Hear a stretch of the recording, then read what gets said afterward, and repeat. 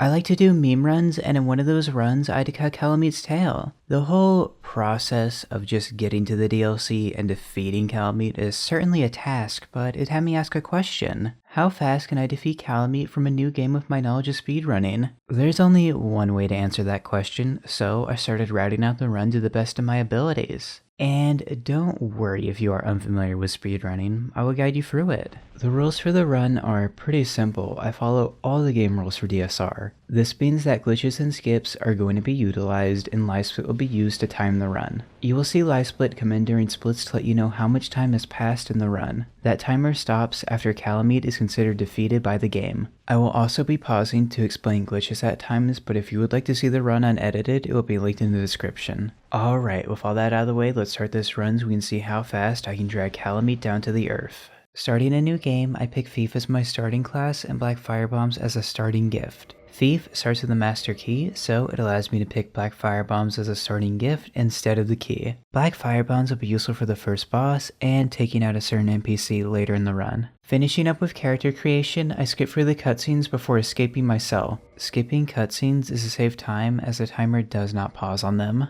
Speaking of time, I have two timers running in live split. The bottom one is a real-time attack. This is the real world time it took, but the other time is in-game time. IGT is used due to load time discrepancies and is the main time I'm going to use. On the ladder climb, I menu the broken sword hilt into my left hand, remove my armor, and place the dark sign and black separation crystal into my hotbar. Dark Souls apparently predates being able to have the menu open while running, so it's best practice to menu during animations like climbing ladders or opening doors, but I already got my menuing done, so I will explain how I'm going to handle the Asylum Demon. Instead of going the normal way, I will sprint to a rubble pile on the left before tossing 3 bombs at the demon. After the 3rd bomb, I dodge an attack before picking right back up, throwing 2 more bombs, defeating the boss. Now, because I defeated Asylum Demon this way, I don't get the big Pilgrim's Key to leave like you normally would. From wants you to get the Estus Flask and, understandable, so the key is now given by Oscar. First, I need to get to Oscar, and this bow hollow in the hallway looks to block the door, but the tried and true method of punching works. This allows me to slip past and get to the fog gate, and once I get through it, I'm going to quit out next to the breakable wall. Instead of wasting time sending the boulder down, I will use a safety feature in this game to destroy the wall. When you quit out and reload the game next to breakable objects, your stand-up animation will destroy them. I'm going to use that to destroy the wall, leading me to Oscar, whom I speak to. Killing him is slower, just spam through the dialogue. Once I'm about to get the key, I walk out of the dialogue range as I'm getting the key so I can dark sign immediately.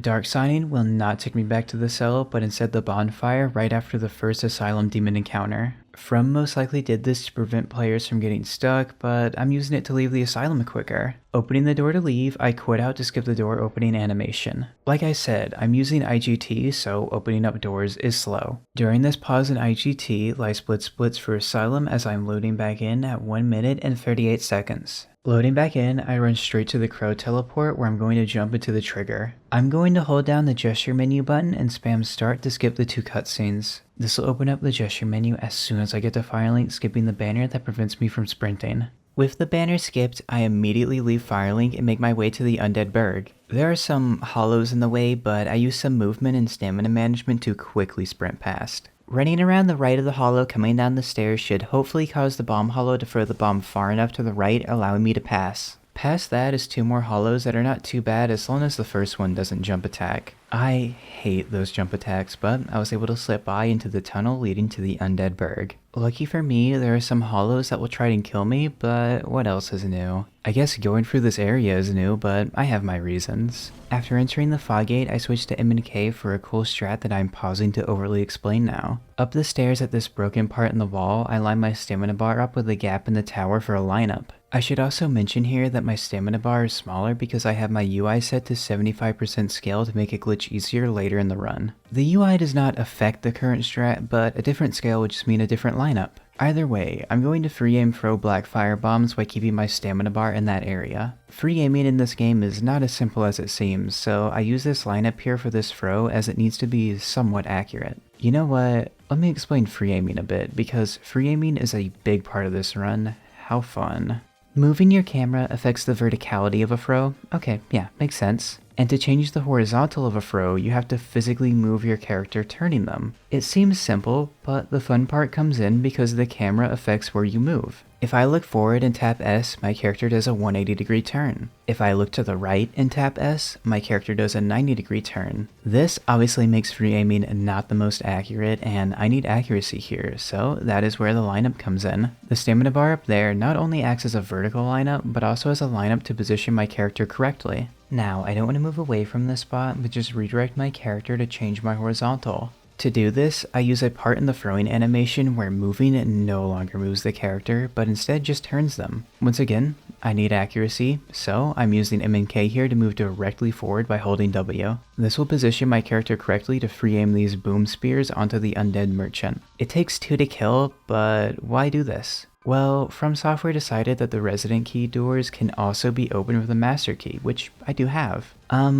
Except the only residence door key we open in this run can't be opened with the master key. Thank you, From Software. There are 2 ways to get the residence key. First is going over to the undead merchant and buying it. That is slow, so instead I take the second option of killing him, which drops the key into my inventory. After throwing the last bomb, I run over to the staircase and jump backwards over the wall by quitting out. Quitting out stores my position on the railing, allowing me to load back in on it instead of falling off. Loading back in, I'm going to use the heavy attack of the broken sword hilt to fling myself over a gap, landing on a wall below. Rolling off of this wall, I land down below in the lower undead burg. There are dogs here that I try to use some stamina management to slip by without dying. I almost get caught, but I'm able to jump to the Griggs door and quit out. Quitting out resets enemies, and I want the dog to be reset so I can attempt Griggs skip. To perform Griggs skip, you need to walk roughly 90 degrees towards the wall while spamming interact. If you get it, you can open the door before Griggs dialogue stops you from being able to open the door. With how aggro enemies are in DSR, it is preferable to get the skip. Oh yeah, it is that time in the video where I rant about a remaster meme that I would not have to worry about if I just ran Prepare to Die. Enemies in DSR aggro way more than Prepare to Die, so much so before you finish loading back in you will already have a dog biting you.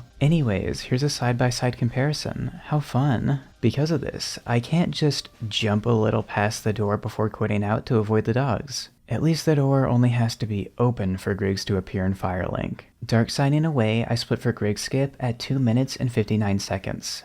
That could have been way worse. Arriving back in Firelink, I stand up and then make my way down the stairs. Once again, I go down some stairs, but this time I drop down them. This leads to the elevator that will take me to the new Londo runes. Usually I have to explain a glitch here, but this time I just unequip the firebombs. Now we wait for the elevator to reach the bottom.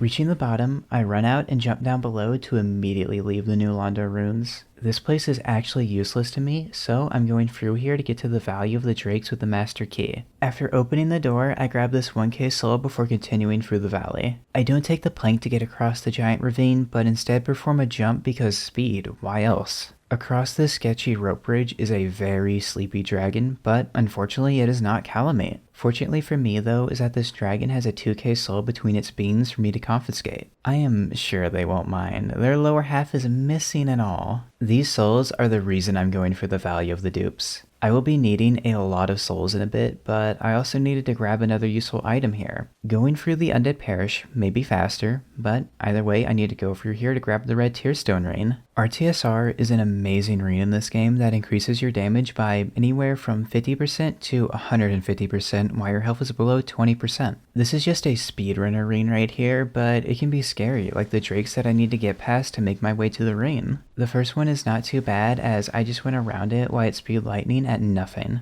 The second drake was much of the same, but sometimes their wings with collision can be annoying. Third impact? Wait, I already made that joke, and I already made it past the third drake. Now it is time for the drake group. To get past, I try to stay under the wings because they have collision that can block or push you into another drake's attack. I make it to the ladder where I do some weird menuing. The 2 souls I picked up are going to be duped later, which usually I just use some menuing shenanigans for it. With a ladder this long, I move both souls to the top of the inventory with the 1k soul on the top to make it easier. And at the top of the ladder, I grab RTSR before falling down below to the drakes waiting for me. Not getting a hard fall, I roll away from this terrible place. This is a reset point here, but obviously nothing happens here this run, or we would not be using this run, would we? Coming up, I'm going to perform an elevator warp by sending the elevator up and then quitting out while falling into the elevator's void TM. When I load back in, I will be brought up in a frame, skipping the elevator ride. This will not be useful later, but if I can avoid an elevator ride, I will avoid it.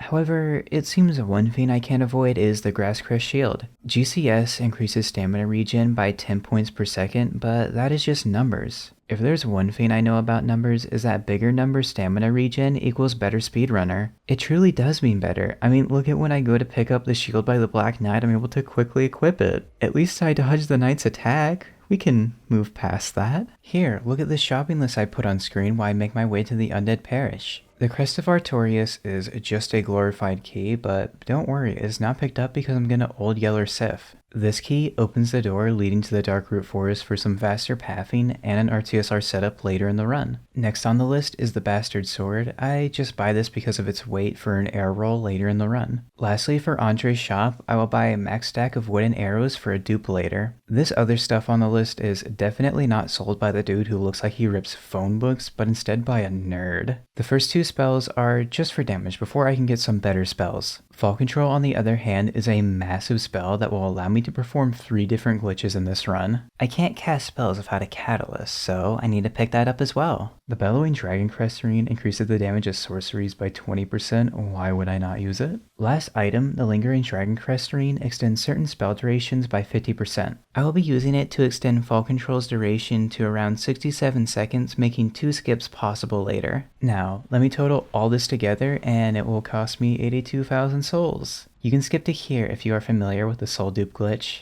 Soul duping in DSR is really easy, so let me break it down. First thing to understand with this glitch is quantity storage. QS allows for one quantity prompt to be applied to another quantity prompt. What your stored quantity is will affect the glitch. My stored quantity for this upcoming dupe is going to be the default value is 0, which will allow me to dupe up to 99 of an item. And I know my value is 0 because I have not viewed any quantity prompts since my last load screen. On load screens, the value is reset to its default, and viewing any quantity prompts would store a new value. Sometimes you do want to store a new value because items like arrows can stack up to 999. Storing the quantity of the arrows is easy. All you have to do is drop the stack of arrows and then cancel the drop storing that quantity. Even though items like souls only stack up to 99, they can still be duped by 999 with this glitch. I will dupe a soul later by 999, but first let me explain how to dupe. I will open the menu and go into settings. While in the settings tab, you want to hover over brightness in this tab. Hovering over it, I press the confirm key, and then slightly after that, the menu switch to right key.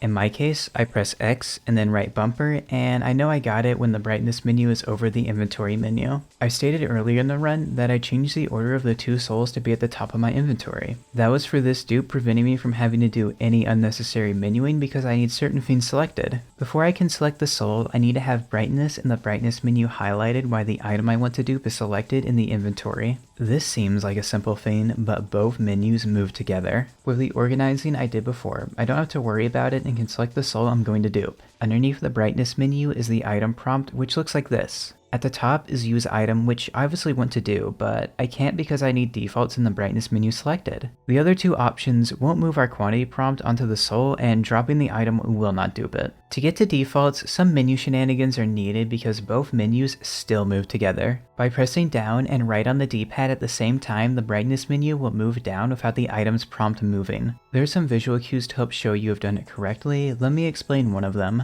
You can see in the top left that the text for the 2 menus is overlapping. Under adjust brightness is use selected item, and when you press the inputs correctly together, use selected item does not change. Once you get that, just head over to defaults because the item's prompt has no left or right movement in the menu. Now, when using the soul, the default quantity of 0 is applied to the soul's quantity prompt, allowing for up to 99 to be used. I will jump at the top of the stairs to menu on the move while I dupe the 1k soul by 99. This will give me around 100,000 souls to purchase the items needed with 17,000 left to spare. The items, in case you forgot, are these ones on the shopping list. Once I'm done buying the items, I'm gonna head up the stairs and rest at the Undead Parish bonfire. It is very important that I rest here because Dark Souls 1 will not set a bonfire as your last rested if you only light it. Undead Parish is a weirdly central bonfire, and I will be coming back here after my trip to Firelink to get more knowledge. Griggs is a keeper of this knowledge and he locked it behind a paywall. I think I'll do the same and only partially explain item indexes, most definitely not because it is too complex. Dark Souls treats item indexing weird and you've likely experienced it. Acquiring a new item can move the inventory but not the index. This is just an annoying thing, but I'm going to use it to make my life easier. On the elevator, I equip RTSR, but then I equip the Grass Crest shield into my second right hand slot before putting it back in my left hand. This stores an index of 4, and after buying the Catalystz, the game will put it above the shield and index 4. Later, I will be able to effortlessly equip it, but here's my stop. Rolling after falling to take the same amount of damage, but with style, I make my way towards the nerd corner of Firelink.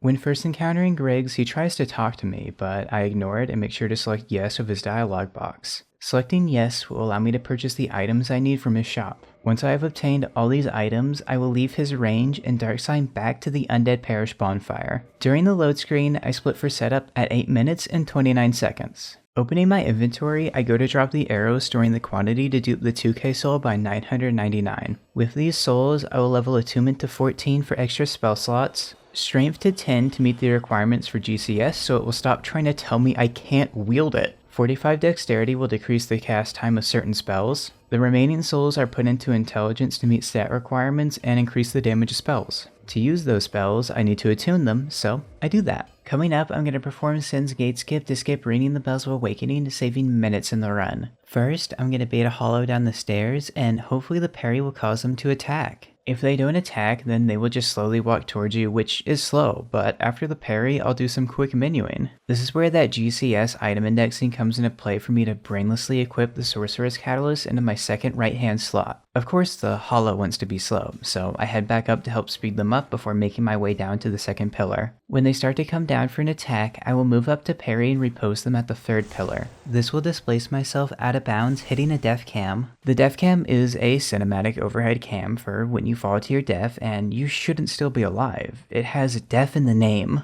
A kill box or just slamming into the ground comes into play to kill, but because we cheated the game, I can abuse the death cam. One big thing with this state is that Dark Souls stops loading surrounding areas to save on resources because you are supposed to die. Currently, the Gate Descends Fortress is no longer loaded, so I'm heading down the parish to get there. It is not easy to get there as the death cam is forcing me to control the game with pretty much tank controls. My character moves where they are facing and not where the camera is facing. Because of that, I do this movement on mouse and keyboard, but once you get used to it, you can jump past the gate and quit out. Reloading the game will remove the death cam and I'll be put inside Sins on the other side of the gate. SGS is an iconic skip to this game, but it won't be the last time we abuse the death cam. Let's not worry about that right now, but instead Sin's Fortress. My blade cycles for this area are not the best, but I prefer to play it safe instead of embarrassing myself. However, I will embarrass this snake guy and make my way to the lightning snake guy. It is funny how I used to block their attacks with a shield, but I have improved. Their projectiles are so slow that I can easily strafe them and then slip past them because they failed to block the door. Here, I hit the pressure plate to shoot them with arrows before I attempt to skip here. Remember earlier in the run when I quit out to use the stand-up animation to destroy the wall leading to Oscar? Well, I'm gonna do something similar to that to break the wall leading to Big Hat Logan without using the boulder. However, this time I'm stopping to explain it because it is slightly more complicated this time. I'm unable to quit out next to the wall because of unstable ground. Think of unstable ground as areas where the game does not want you to store your position. It can be visualized here in the debug menu by drawing where the bloodstain will appear. My bloodstain will stop following me as soon as I get close to the wall. If I quit out, I'll be brought to where the bloodstain is and not where I quit out from. Unstable ground mostly comes up with things like boss rooms. If you enter a boss fight and quit out, you'll be brought to your last stable position, or in other words, outside the arena. Being able to leave a fight is definitely a useful thing, but here the unstable ground is an issue. To bypass this unstable ground, I'm going to perform a jump, and I don't fully know how it works, but it does. There is a cage with an open door, and I'm able to drop down on top of it, and this is where I want to jump from. Not much room though for a jump, so I need to be jumping while falling. Okay, that sounds weird, but all I do is hold forward and sprint after walking off the edge. When I land on the cage, I jump from a standstill into the wall, storing my position close to it. Now, all I have to do is quit out and load back in to destroy it. In the run, I managed to walk off the cage correctly, but I messed the jump up. Jumping too far to the left will not store my position, so I have to try again. Because I have to try again, the boulder and the snake that gets squashed by it are active. This loses me more time, but so does failing the jump again. First attempt may have been a skill issue, but the other 3 attempts are a controller issue. I swear my controller is busted, and it only got worse as I kept trying to get a run better than this one. At a certain point, when trying to run straight forward, the controller would cause my character to quickly flicker left and right. Look at this, it is miserable, and I am not spending $60 on another one. At least Sony sells a controller with swappable sticks for only $200. You can't even replace the buttons or D-pad on that controller either, but it does have back pedals.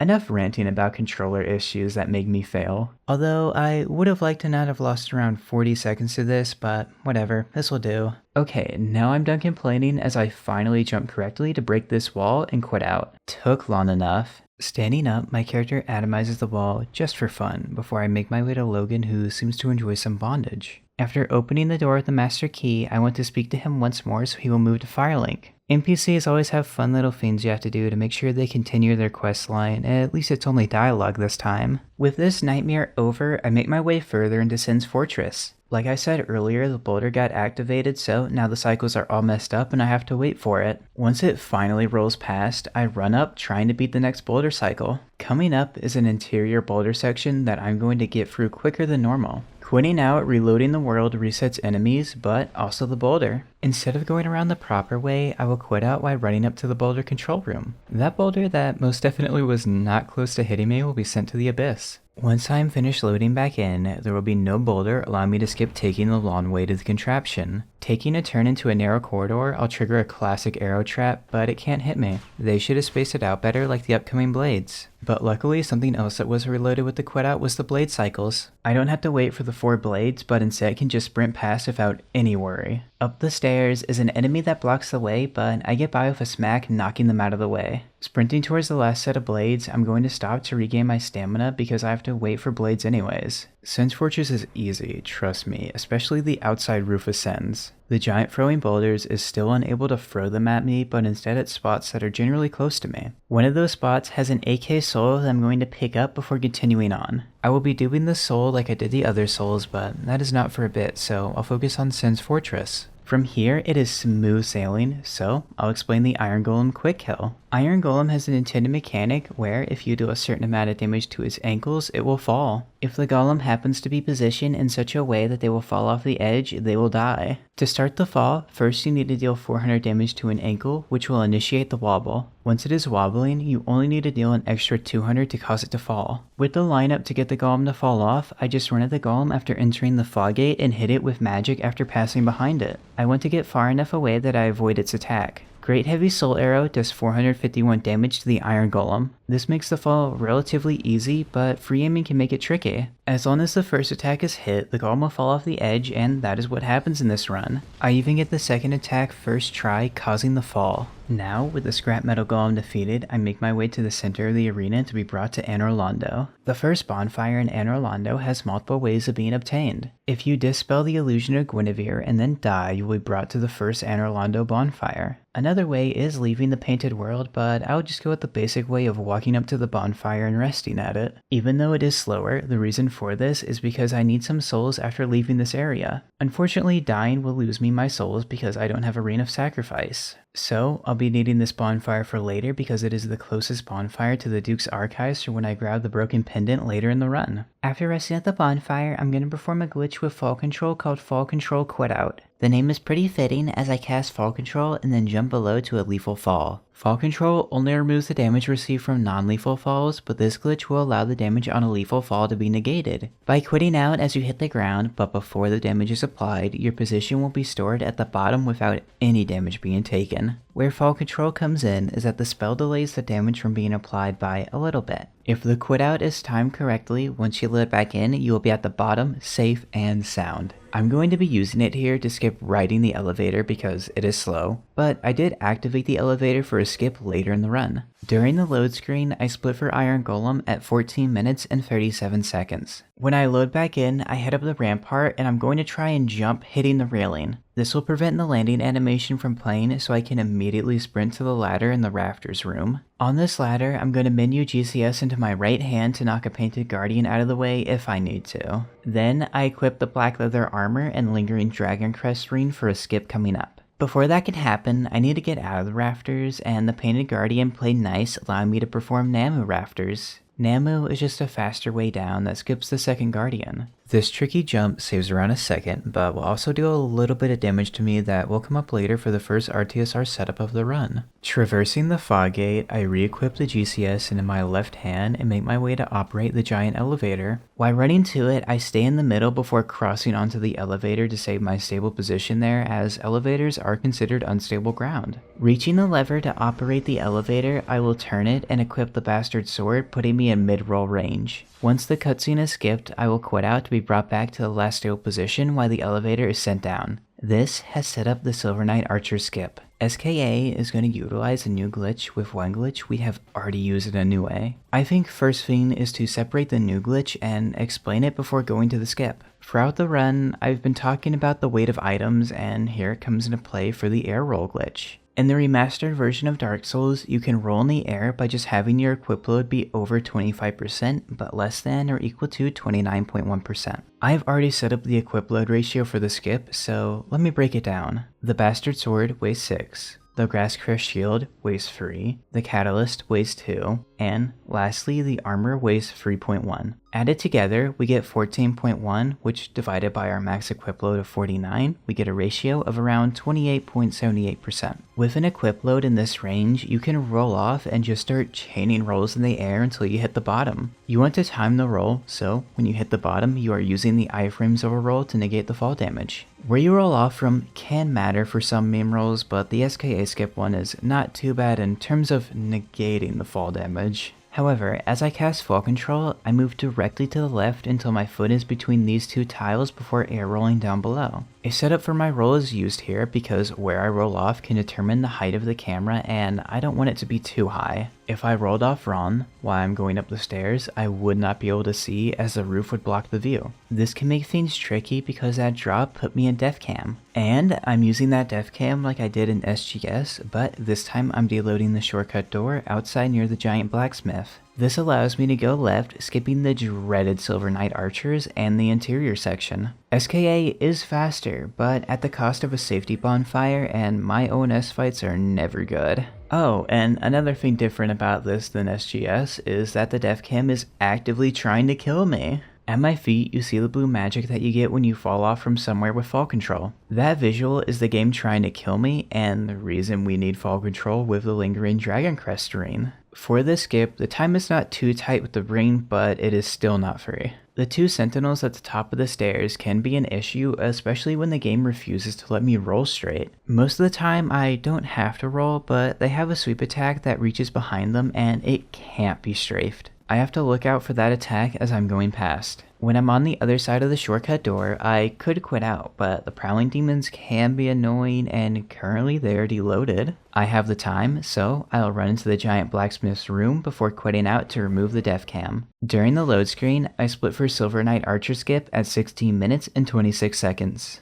Loading back in, I make my way up the stairs towards ONS, but I want to use RTSR for this fight. The setup has already started when I took damage while jumping from the rafters, but there's still a lot more to take. To achieve this damage, I'm going to perform a jump and equip the Demon's Great Hammer. I do this to increase the damage I take from the plunge. Dark Souls increases the amount of damage taken depending on your weight. With the hammer equipped and jumping from the right height, I should be put into RTSR range. Slamming into the ground and getting a hard fall, I unequip the hammer and watch the Royal Sentinel. It is preferable not to get hit by them on my way to ONS, but luckily the first one zoned out. The second one gives me an attack that I can stick to their right to avoid it. Entering the fog gate, I'm going to unequip the armor and swap the Lingering Dragon Crest ring for the Bellowing Dragon Crest ring before quitting out. This quitout will spawn Ornstein in for a pick up and enter AI break that I'm going to perform. P&E involves dropping an item next to a fog gate, in this case the right side of the fog gate. Once it is dropped, a setup is used to change the angle of the character. The reason for the setup is because the item is going to be picked up while entering the fog gate, which will cause a weird turn. Fog gates have AI triggers on them, and by doing a weird turn, the AI trigger can be avoided breaking the AI, so the turn matters. How the character will turn depends on the angle to the fog gate, and for the ONS AI break, we want an angle of around 40. To get this angle, if my UI scale is 75%, I line up the far right side of my health bar with the corner of the left door frame. Pressing W on M and K will move me directly forward, giving me that angle of 40 that I need. Now with this angle, I need to perform a very tricky input.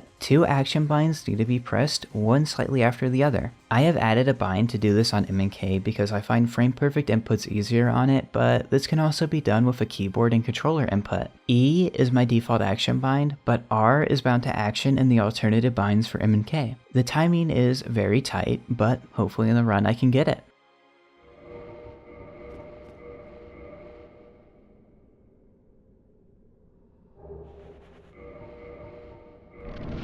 Past the AI trigger, I'm going to kill Ornstein first because with this glitch, killing Smo first will break the fight. I'll hit Ornstein with 1 Great Heavy Soul Arrow before following up with 2 Great Soul Arrows. This conserves my stronger spells while limiting the number of casts to free. I want to use Great Heavy Soul Arrows for Smo, and I'll pre-fire 1 before Smo comes in. Smo staggers on 2 hits, so I want to keep staggering him. It only takes 6 hits to kill, and with this masterclass fight, I demolish Smo in record time before making my way up the slow elevator. Super Smo is a tricky fight with freeing because the hammer blocks my spells, but apparently I am better. Now, the Lord Vessel is obtainable, and I will obtain it by dispelling the illusion of Guinevere with a spell. Sorry, I know people are weird about her, but it is faster to shoot her. Also faster to quit out on the door instead of wasting time to open it. Usually after obtaining the Lord Vessel, I will either die on purpose or Dark Sign, but both of those won't work as I need the souls. There are still stronger spells out there, and I'm going to want them for the upcoming fights. So, I will skip the Lord Vessel banner with the gesture menu like I did in Firelink before warping away to Firelink from the bonfire to keep my souls. While warping away, you can menu if you are quick enough, and I'll do that to equip the black leather gloves and black leather boots. This is for later, but now is a good time while I'm in an animation.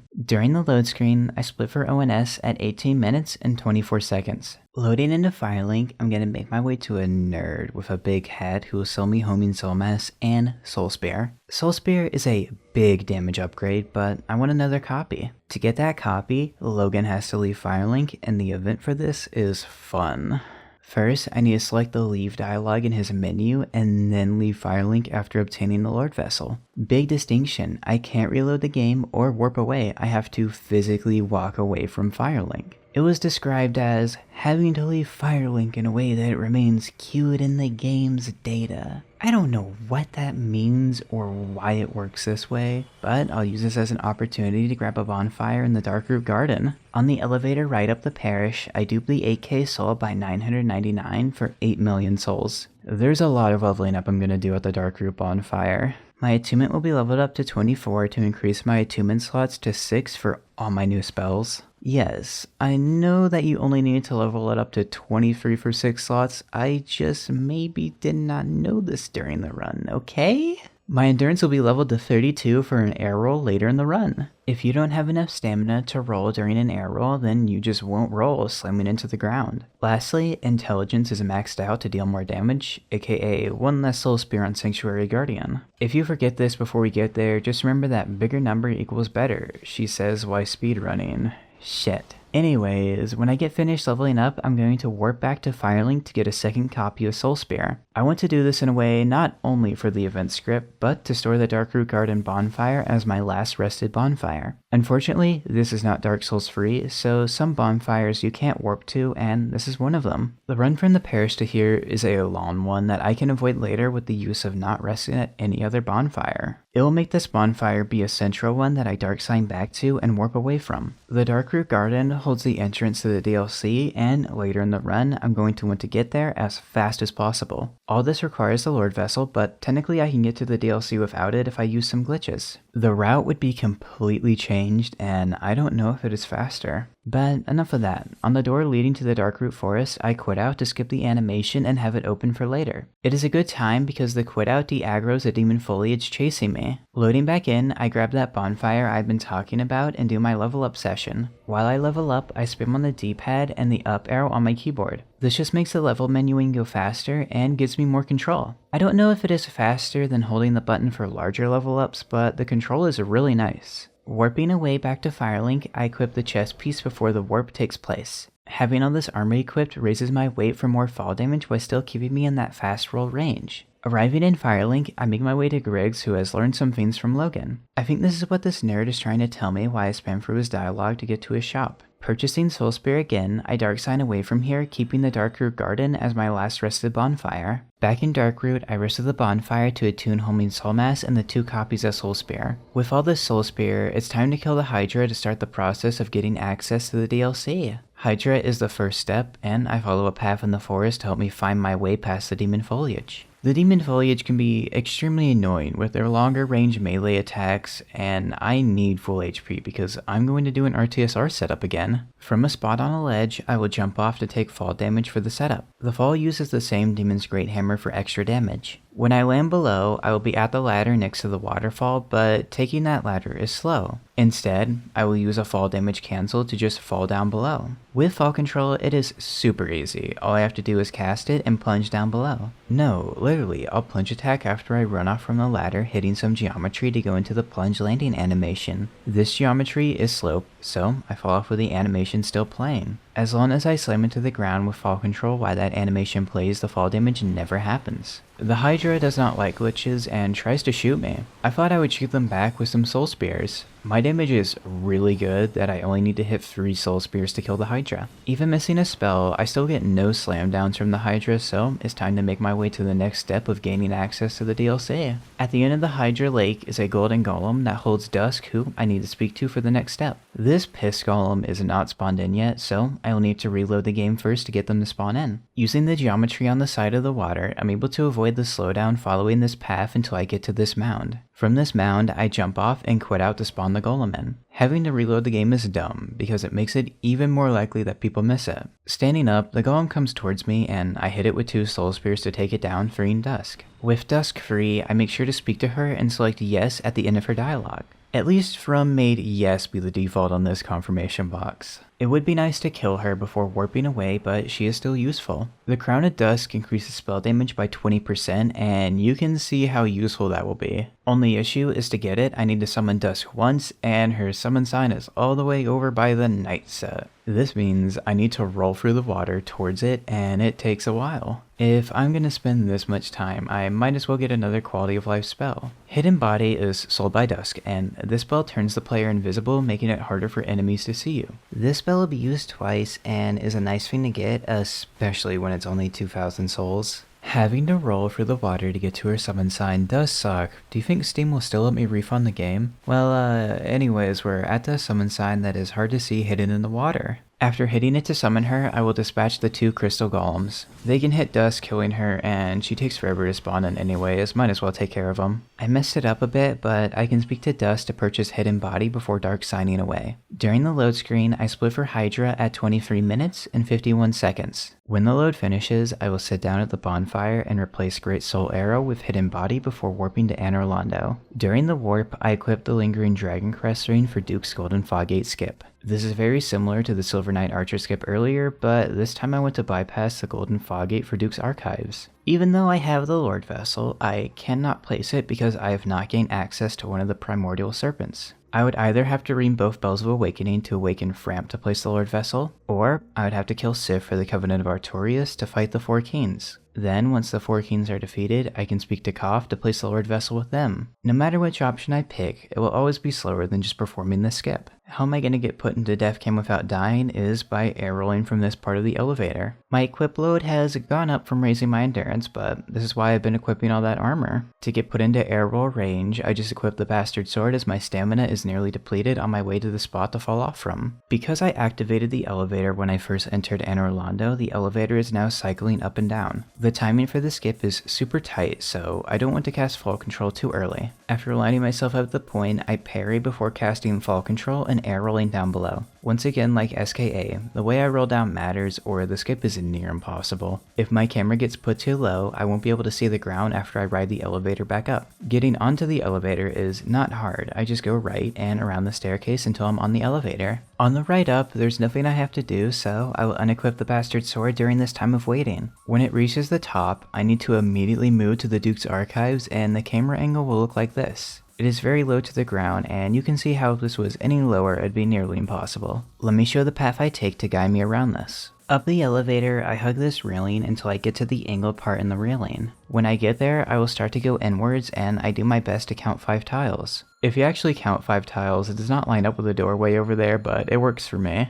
This is the iffy part in the route, but once I'm through the door, it gets better. I'll move to the right of the door and get to the edge of the black tiles. There is a break in the tiles before picking back up, and at the second tile of this new set of tiles, I turn towards the door. It lines up really well, and past the door, it is a straightforward path to Duke's archives. Well, not really straightforward, as endgame it looks more like this, which makes it a little more difficult, so this part is just memory. The timing is very tight, so I need to not slam into the rock while slowing me. If I can do that making it past the fog gate, I'll quit out with my stored position being on the other side of the fog gate. Now, let's see if I can get it first try. Also, there will be a timer going after Spook is cast to demonstrate how close it is.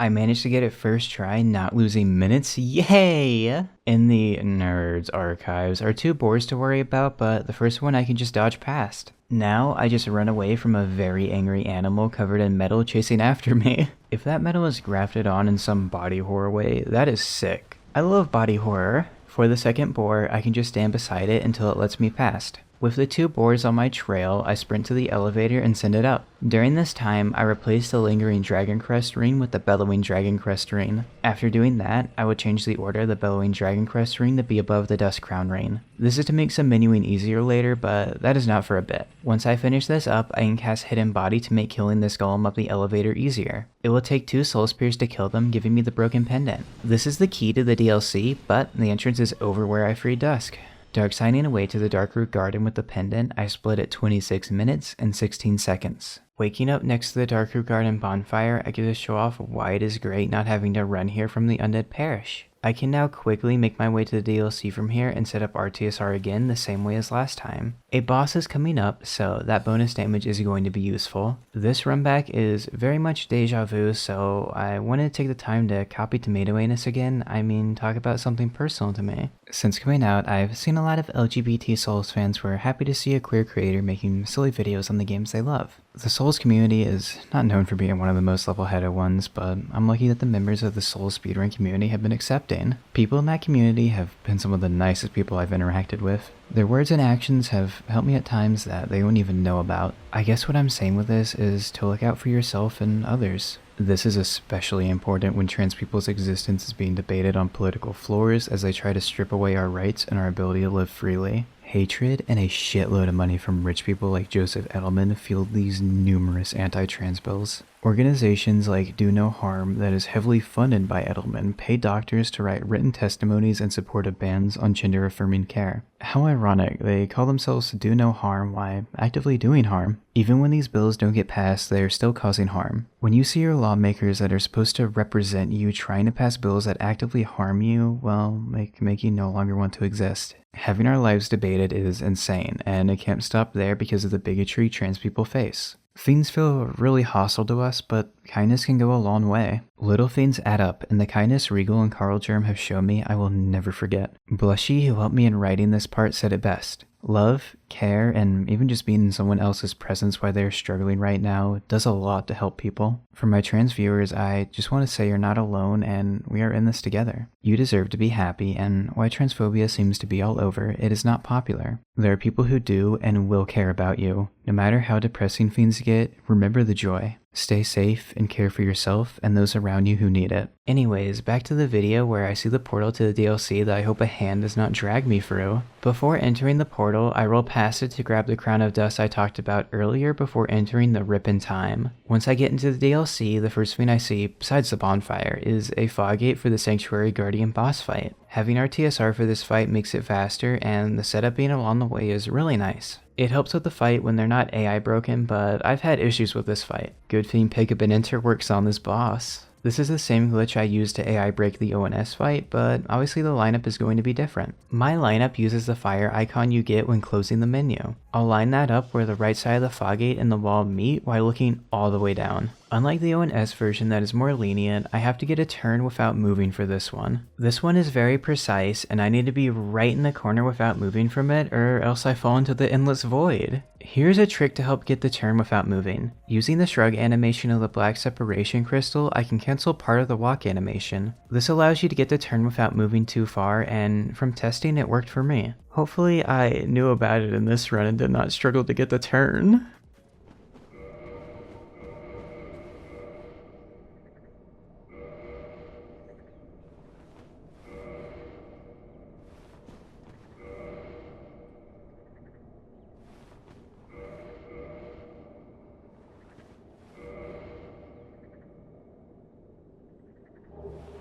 While I'm walking past the AI trigger, I equip the Crown of Dusk. To kill the Sanctuary Guardian, I will cast Homing Soul Mass and 2 Soul Spears to kill them. After I fire the last Soul Spear, I will equip the Dusk Crown Ring to lower my health by half. This will make sense in a couple of minutes, so I would say remember it, but you can see my health. Continuing on, Light Split splits for Sanctuary Guardian at 28 minutes and 30 seconds. With Sanctuary Guardian defeated, the DLC starts to open up, and the first thing I do is grab the Illusory Sanctuary Bonfire. This is going to remove RTSR, but that is fine because I want to get my spells back. It is possible to kill the next boss with only 6 Soul Spears, but better to play it safe. Well, as safe as running around with half HP because of the Dusk Crown Rain. Could I have equipped it after the upcoming hazard? Yes. I could have done that and should have, but stupid. Let me explain the item now. The ring cuts your HP in half and in return gives you 50% more spell casts. Extra spellcasts are not useful, but lowering my health is useful for later when I set up RTSR. Right now though, it is scary as I have to get past the 2 scarecrows who have attacks that could kill me. They do have attacks, they just kind of forgot to try and hit me this run. Honestly, not the worst, so now I can sprint through the area that is totally not a reskin Darkroot Garden. The building that happens to look like the one where the stone armor set is found is coincidental. Look, it has an elevator, the other one did not have that, and I'm going to meme roll down skipping a majority of this area. This puts me down below with Chester and the Artorias fight. You know, defeating Artorias and getting the crest key to have Goth shoot Kalameet down is slow. especially when I'm going to perform Gothless Kalameet, and I'm excited to explain this one because it is really cool. I know Goth's cutscene shooting down Kalameet is cool and all, but I'm going to one-up the giant and be her. Without Goth, Kalameet is not really a boss fight as the dragon rains fire down from above. These fire attacks do a lot of damage, but with the Gothless strat, I will avoid the fire attack. Before I get there, first I need to do an RTSR setup and get into the fight. On my approach to Kalameet, I will cast Hidden Body at this flower. With Hidden Body, hopefully the dogs won't aggro onto me because dogs love to teleport. Getting hit won't always kill me, but instead slow me down as I would have to heal up before setting up RTSR. Doing my best to stay away from the dogs, I cross this log and move towards a rock in the distance to avoid the second dog. Once at the rock, I turn to the right before turning to run through the open gate. Through the open gate is Kalameet's boss room where I'm going to set up RTSR.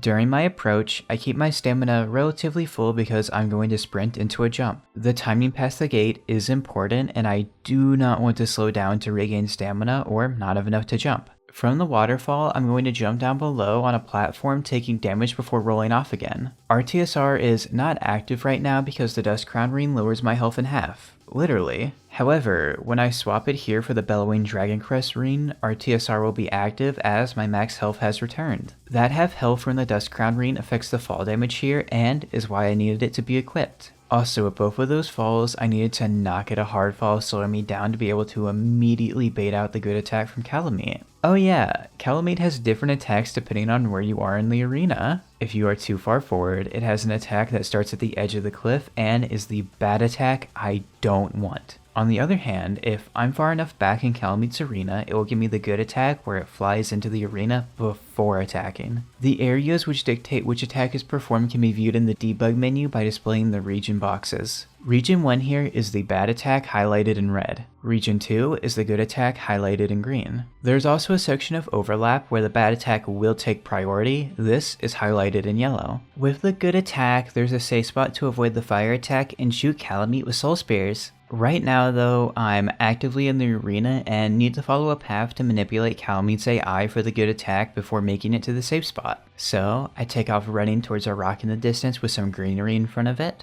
There's a rock with a plant right next to it over there. When I get to the spot, I'm going to stop running, regaining stamina before turning at it, and running to the safe spot. Up ahead is a patch of plants. One of them is in the shade, and that is the patch I want to run towards. During this, Kalameet is coming in and not stopping at the cliff, so I know I got the good attack. I stop in this plant that marks the safe spot where I want to shoot Kalameet from. Kalameet's attack can be visualized in debug. These spears are what hits you, causing the damage. It is a little close, but now it is my turn to damage Kalameet. I will be explaining my lineup that works for me when trying to hit Kalameet with 3 soul spears per cycle. Take it with a grain of salt because I could be doing something wrong or explaining something terribly. Just went into disclaimer that, but my free aiming 2 cycle setup works for me. I truly wish for this part I could use lock on, but it is messed up in the remastered. Like, seriously, come on, look at this. Maybe it is my fault for not running Prepare to Die.